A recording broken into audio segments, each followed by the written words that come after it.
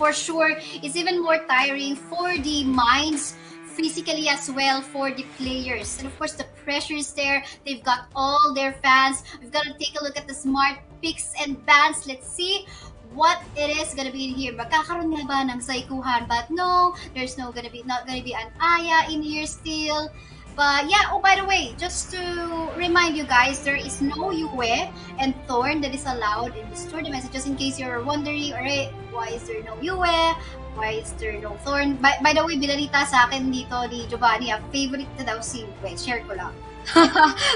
Yeah, katim mo, Vittorio. So yeah, our bans and picks, what is remaining in here, Vittorio? Well, Tachi is already out of the table. Florentino is definitely a hero that brings a lot into the table as long as you're going to be able to skillfully use it. So far, I actually haven't seen a Florentino that can actually turn the tides. Probably I still want to see that in this kind of competition wherein everything is high risk. And if you're going to use a Florentino, it's a high risk and a high return as well if you're going to be able to use it masterfully. But Varus is going to be taken out by Imperial. So if Varus is going to be out, there's a lot of heroes that they could actually possibly use, especially in the jungle. I know 1 Down 9 actually likes to use Elander. He likes to use Kira, assassin type heroes actually for the jungler of Imperial. Well, Kalasag, since I don't have any idea, let's just actually generalize it. But they actually banned out the Florentino, and this says a lot on how big of a threat Florentino still is. From the day that he was released up to now, he is still one of the heroes that is fairly banned in the first 2 ban and pick phase. For sure, high mechanical skills is definitely much needed for this Florentino. Hindi pa rin hahayaan ng Kalasag na mag-slip away yan sa hands ng Imperial. And for sure, nakita natin kung paano maglaro yung bawat member. Tora specifically as well. Talagang bawi kung bawi, laban kung laban. So let's not give this highly mechanical. Yung sinabi mo, in your own words, high risk, high reward, or high risk, high return. Alright. Kasi ang sabi kanina, sige, high risk, high reward. So may nagsabi sa comment, nandito na naman tayo sa ating crypto. Pero here we go with the Annette showing, being shown by Kalasag, Allstar. We are not yet sure if this is going to go into the mid or in the support because we've seen some games already having the Annette as well in the mid. But so far, hindi masyado nagpapakita ang Kalasag because we don't know as to where the Wonder Woman is going to go as well. But Tachi, look at that, onto the hands of Imperial Esports. Yes, actually, Kalasag All-Star, I like this kind of drafting wherein you're guessing who's going to be on the support, who's going to be in the mid lane. Because for now, we're actually seeing Annette being used in the middle lane and as a support as well. When the Wonder Woman is the most flexible pick, you can use that on the DS lane, the mid lane, the jungle, and the support. Only the marksman role is actually not viable for that hero. While Imperial Esports, they were able to secure 2 big picks. They have the Tachi and they have the Lorian. So this is a very, very scary combination. You have a lot of AoE on Imperial Esports already. But with the Annette and also the Wonder Woman, if they're going to be able to use those counters well with the braces of submission of the Wonder Woman and also the vacuum of the Annette, they could actually, outplay the skill sets of the Lorian and also the Tachi. This is really looking scary, especially if we talk about late game. Starry Night, definitely something that they have to watch out to, and a well-fed Tachi as well. And not to mention, yes, Haze limbs, very slippery, and at the same time, really good damage per second output. But, of course, in terms of setup, meron din naman dito itong si Kuya Malaville, and of course, maybe Wonder Woman as well can find that good setup and protection that he can provide, that she can provide to his teammate. But I think I'm really liking the damage output that we can see in here, galing as a whole so far for Imperial Esports. The Lorian, the Tachi, as well as the Slims. But again, we're still lacking some tanks. The one that we will frontline for Imperial Esports for this glass cannon, at least 2 of them. because for Tashi, of course, we have to wait sometime bandang mid to late. And I think for our game 2 kanina, yung Kalasag, yun talaga yung kinulang nila eh. No? Wala talagang naga-hard na front katulad ng ginagawa nitong si Sofia Nicole. So we'll have to find out. Meron pa tayong zip na available na hindi pa napipick ba? Ooh, Elandor, what do you say about this? I mean, we've seen a one game kanina na gumamit ng Elandor and it just win the game. But this time, what do you think about the first four picks ng Kalasag? Well, I think it actually is going to be more of a wombo combo in Kalasag also, but it's going to be depending on the double trouble of the Laville. If the Laville is actually going to be able to hit his ultimate, which is that stun, they're going to be able to get an early engagement and also have the initiative and advantage on initiating clashes. And as long as Kalasag is going to be able to let the Laville and the Ellender free hit, they're going to be in advantage against Imperial Esports. But that's hard with the kind of composition that we're seeing from Imperial. The Starry Knight is a stun, and also the damage that the Lorian can bring into the table is very substantial. Could probably one skill shot combo any of the members of Kalasag, except for maybe the Wonder Woman and also the Annette. But the Laville and Ellender is going to be hard to protect. And with the last two picks of Imperial, they add a tank to the mix. Amelie and Tachi is going to be a daunting frontline for Imperial, while a lot of damage is to be expected on the Slims and Cricknap. And so to say, Slims has that cheaper double trouble because he's gonna be able to use a spear and spam it, not like the double trouble coming in from the Laville. Although the only advantage that the Laville brings onto the table is that the double trouble is global. And with Kalasag adding Irie to the mix, this is gonna be another combination wherein we're gonna expect a lot of damage again from Kalasag. And if they're gonna be able to play it out well, they're gonna have the early game advantage again in this game. Really tricky situation though. A lot of things can still happen. We've been thinking about okay, how will they try to get the Elandor? Will this be enough for a chase coming from that Slims? Enough na ba yung with the spear as well? Unless it's really 100% or 99.9% in terms of making sure that the spear will connect. And I like what you pointed out. What did you say about that cheaper double trouble? Wow! Baka magalit sa'yo si Slims cheaper double trouble! There you go, coming from Victoria Lim. Ang mayor natin dito na galing sa... Natatawa ako sa comment section eh. Galing ka raw sa isang debate, o diba? O, presidential candidate. Okay, hindi natin pag-usapan. Eto na tayo balik tayo sa draft natin. Alright, front lines from the side of Imperial Esports. Of course, it's like on a pseudo tank in the form of the Tachi as well as the Amelie as well. But we have to wait a little bit kasi hindi sila yung tipo na early game pa lang, okay, sila na yung talagang pwedeng marap katulad ng ginagawa ng Thane, ng Lumber. No, they're not like that. So we have to wait a little bit.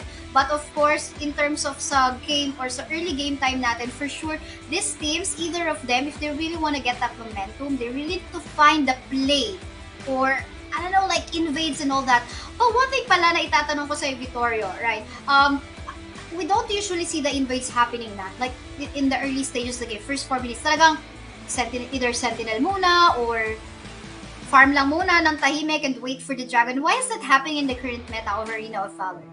Well, actually, only here in the Philippines. Only in the Philippines. Yeah, we're not seeing the invasion meta. But a lot of the Indonesian teams really like to invade. But it depends on the composition that you have. If you have heroes like Florian and also the Liliana on your mid lane, those heroes can actually go for invades. And that's one of the biggest factor here. The only downside that I'm seeing here on the rotation that we see from these teams is that they're not really committing to any kind of risky play. They want to play it as conservative as it gets. The spear is not going to get a hit, but still Legacy has been punished here onto the mid lane. And that's a difference with Crush Score on the Lorian. That's for sure. But meantime, let's take a look at the rotation ongoing towards the Spirit Sentinel side. Both of the teams, this is going to be a 3v3. Let's see, Queen quite low on HP. There's a little bit of burst damage in there, but at the same time, Imperial Esports is going to get that position to actually contest this Sentinel. And there you go, the early lead so far. Well, konti lang naman, at least for the side of Imperial. Kasi I think titignan na lang natin dito is how this will affect Ode later on as we progress towards game. Yep. Still, this is gonna be an Irie versus an Amelie, and at this point, I think Amelie can actually outlast the damage of the Irie again, and I think one of the winning conditions for Kalasag All-Star all throughout this series if is Cly actually going to take the advantage against Tora. Because most of the late game, we actually see Cly being pushed back here by Tora. So this is definitely going to be something that Kalasag All-Star needs to work out on. And 1 down 9 uses a damage on Cly, forces out the Ryu. No more ultimate is going to be available for that IV. That's for sure. Meantime, in here, there's just going to be an exchange of objectives for both of the teams right now. Imperial Esports going to go for the Dragon while Kalasag for the Slayer. Meantime, one casualty already down. We can see that Sofia Nicole has been taken down. I think that was because of Mickey as well. Nagwawala naman talaga na dito. But at the same time, habang busy ang ilang miyembro ng parehong teams, look at what Legacy is doing. Akin na muna ang Sentinel nyo. Magpapataba ako dito. Yes, at this point, as if you don't have Gilded Graves, the composition of Kalasag All-Star is very, very scary. So if Slims is definitely going to be taken by any of the stuns coming in from Kalasag, he is definitely going to be stun locked. The Spear is going to miss, plus core, and also Sophia Nicole deals a lot of damage. That's a trade that they keep on winning as long as they have division advantage. Quinn is going to be staying here onto the brushes. Sophia Nicole and Presscore goes in for that fast clear. Maybe they are going for a rotate here. There's not much that the Wonder Woman can actually do in terms of damaging. And, you know, in this kind of situation, Cly might be taken out, but with the Ryu, he's going to have the damage reduction and that additional 2 dashes. And he's still not back enough. With Amelie and Cricknack actually harassing him all throughout, I think this is going to be a one-sided battle again on the Dark Slayer lane. That is for sure though, but good thing this time it is Kalasag All-Star actually contesting the Spirit Sentinel area, making sure that the Laville will be able to catch up in terms of the lead that Imperial Esports has right now. But, you know, a lot of things can still happen. It's just 4-minute game time. We have to wait. Usually, if one team actually particularly is able to take down the first turret, potentially either on the side or in the mid, well, best case, of course, is in the mid. Well, and that's where we'll find or we'll realize that, oh, eto na. This is when the dominance of one particular team can actually appear. But for the meantime, talagang ambahan lang muna ang parehong teams natin. But meantime, I think Laville is having some trouble on the top side part of the map because of one down trying to visit that lane. Yep, and so far, with the initiative from IE, they are actually forcing out the rotations from Kalasag All-Star. And one of the biggest reasons here is that they use the Annette on the middle lane.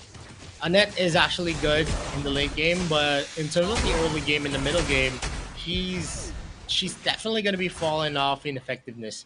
Just because the damage that she can bring into the table is not felt by the other team. And Tora right now with the Amelie, if he uses his ultimate, he also has damage reduction on himself. So in terms of 1v1, he is also going to be boosting out his potential as well, with his passive giving him a lot of damage in that 1v1 scenario. There's not much that Cly can actually do in this situation unless he joins into the clashes.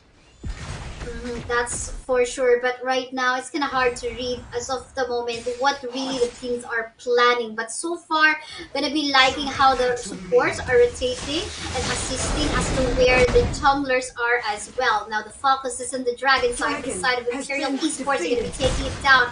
Meantime, no other things has happened for the side of Kalasag also. I think that's what they need to work on. Okay, Imperial Esports is working on an objective so far this game. Oh, if we can see double trouble, I think not going to be connecting onto anyone. No clash will happen. So yeah, so far Kalasag All-Star wasn't able to get an objective exchange or a trade to what to the dragon that Imperial Esports have actually taken down. And I think that is the reason why there is the slight lead that we can see for Imperial Esports. Now, what can Kalasag All-Star do? I think that's the question. Meantime, within here, quite in trouble as of the moment, not gonna be just gonna be slowed down. But as you can see, they have respected her. They did not make use of all their skills towards that Wonder Woman because they know, okay, this is a support that can actually survive, but instead, let's go for Odin here onto the top side. Three members have actually ganked that side, gonna be taking down the turret. Meantime, something else is happening down bottom part of the map as well. We can see that the Irie Clyde is having trouble, but I think he's kind of a little bit safe. We're just not seeing it at the moment, but the one down in here, gonna go for the kill, and finally, after a few seconds, almost to 1 minute even, gonna get that kill, a 1-for-1 exchange in terms of kills on the top as well as bot, and of course, the Slayer going on to Kalasag, allowing Dep to catch up in terms of gold. Yeah, and we're seeing a lot A of red team tower has been rotations here being destroyed. dominated here by Kalasag All Stars. They did get one tower on the top lane plus a kill, but they did lose the bottom side as well. So it's more of an even trade right now for both of the teams. What they actually need to do here is actually to rake in more objectives and actually deter the other team from getting the kill. Both of these teams are doing wonderfully well. And yeah, for now, this is going to be a status quo. But if Imperial Esports is going to be able to secure one big clash, then it is going to be a disaster waiting for Kalasag. Yowie is in the middle, trying to clear out the wave as fast as he could. Mickey as well is in the area, but 1 down 9 is going to be joining Crossbar on the wave clear. There's no push Dragon happening and here Slayer onto the middle lane. have The Holy evolved. Dragon is being started here by Kalasag All Stars. Cly as well finishes up. The Ryu is going to be used, and he is going to be able to dash away from that gang coming in from members of the The way I see it right now, the way Imperial Esports is actually playing in the map is like to try to find out a particular target, mostly all alone, and that they can actually take down. Just like what happened up top. But in the meantime, let's take a look at what's happening in the Holy Dragon side. The Holy Dragon will be secured by Kalasag All-Star. Unfortunately, though, there is a trade. No casualty on the side of Imperial Esports, and this is looking good for Imperial Esports as they got the Slayer. They're going to be taking down the turret as well. And apparently, the double trouble won't connect onto anyone. And even if it will connect, I don't think that the Irie Clyde will actually go for an engage. But so far, 3 members on the bottom part of the map right now. Miki will get a kill up against 1 member of Imperial Esports. Ferical, though, onto the map right now will be able to save that turret. 1 down 9, gonna go for the kill up onto Queen. At the same time, though, 2 more kills adding up to their numbers. And so far, the lead is in Imperial Esports, pumping it up for more control in the map. You know, that was a very, very detrimental tower dive coming in from Kalasag All-Star with 2 of the towers already missing into the map. And even there was an info that the members of Imperial Esports was in the middle lane. They were actually committing for a kill onto Ode. Yes, they were able to get Ode, but at what cost? That was a 2 kill in exchange for 1. And it doesn't take to be a nine. You don't need to be a Einstein to actually know the advantage is with Imperial Esports, and the double trouble keeps on missing the mark, and that's gonna be a big problem because that is an initiating ultimate, and that's gonna be a long cooldown as well. So if you're not gonna be hitting those kinds of shots, then better just save it for when you need it, when you actually have someone closer to you on that double trouble instead of just predicting the target. Sophia Nicole is going to be using that cliff breaker, not hitting much, but does get a lot of info that the members of Kalasag All Star was hanging into that site. You mentioned about information, and yes, that is what Imperial Esports is always trying to do. That is how Sophia Nicole plays as a support. Sometimes he even overextends way too much that punishes him. But meantime, in here, another info has been taken, knowing that the Irie, that the Elandor was actually on the top side part of the map, and that the Adelaide will be saved down. But again, you mentioned about the double trouble, and it missed again. Yes, save it for later. If there is a fight, maybe it's really bound to happen. But then again, just making use of it out of nowhere, I feel like it's kind of a waste. Yeah, I mean, he's been using that double trouble, making Hail Mary plays wherein maybe he's hoping that someone's actually gonna be hit with that ultimate. But at this point, we already saw maybe 6 out of those double troubles not hitting any mark at all. And Sophia Nicole is gonna be spotting out Quinn here, harasses her from that bushes. And with only the Wonder Woman actually tanking here, that's gonna be one down nine using that soul drop, gets that kill on Legacy. The braces of the submission is being used by the Wonder Woman. Mickey is dangerously low. It's gonna be taken down by Owen, and that's another kill for Imperial Esports. And 3 members are going to be taken down here. Scratch that. That was 4 members. Mickey uses that resurrection rune, and the Holy Dragon is gonna be secured as well by Imperial Esports. That's a lot of gold on your name.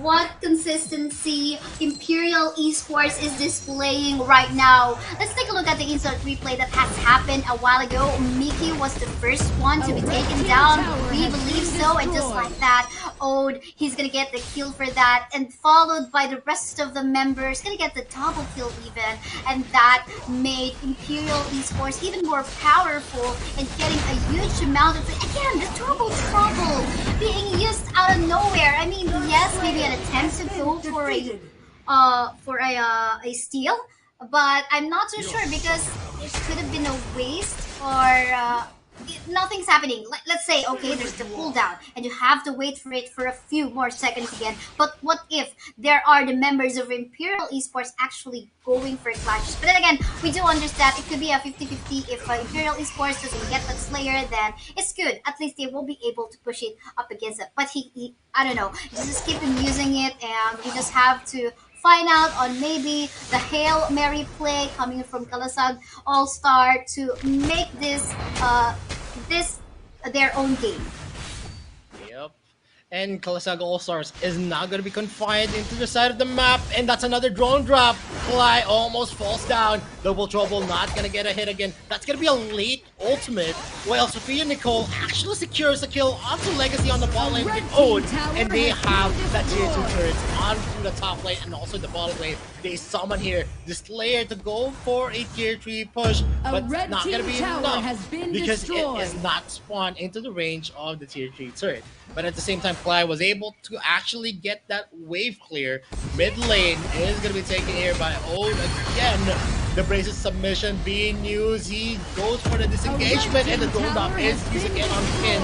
He doesn't have anything to actually supplement the damage there. With the Laville missing out of the mark, there's not much that they can do for any sustainable wave clears. Mickey's doing his best as well, and he is going to be taken here and almost falls down. Oh, goes in hard, but he's going to be opting for that tier 3 push. The mid lane is also being harassed here.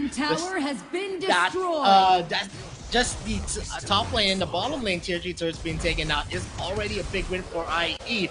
With a 15-minute mark, it's looking pretty grim for Kalasag All-Star.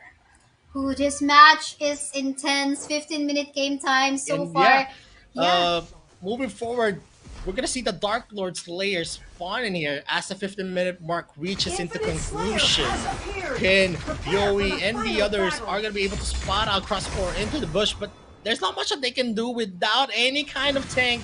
He is gonna be doing his best to get some vision in, but Sophia Nicole and Crosscore actually goes into the bushes and harasses Kin and forces out the Wonder Woman into the area. Here are going to be spotting out 4 members here of Kalasag All-Star, but Sophia Nicole is very, very tanky. You can just use the Cliff Breaker to actually disengage and get out of any sticky situation, while the Amelie is being very, very aggressive here. The double trouble is gonna get a hit. And looking at that counter gank with 1 down 9 using the drone drop finishes off that Blade of Eternity from the Ellender. Imperial Esports is still going in hot while the Dark Roster has been started already by Ode and Crossford. My oh my, look at that. And that was the double trouble that we're looking for. Apparently, though, it's now late in time.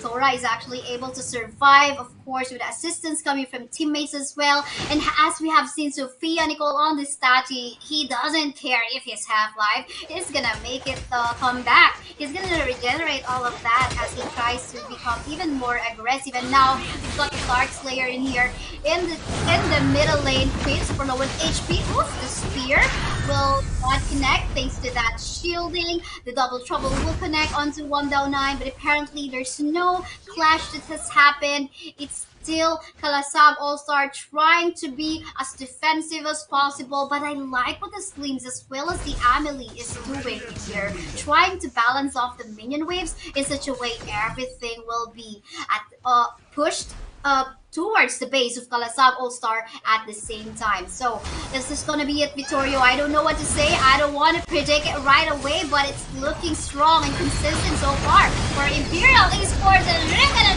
cross for it here. Really gonna go inside, gonna go for that kill. Super low on HP. You may be able to make it out of their lives at the moment. The rest of the members in the gang of Imperial Esports will keep focus firing towards the base, and that is 3-0 for you. Match point now for Team Imperial Esports.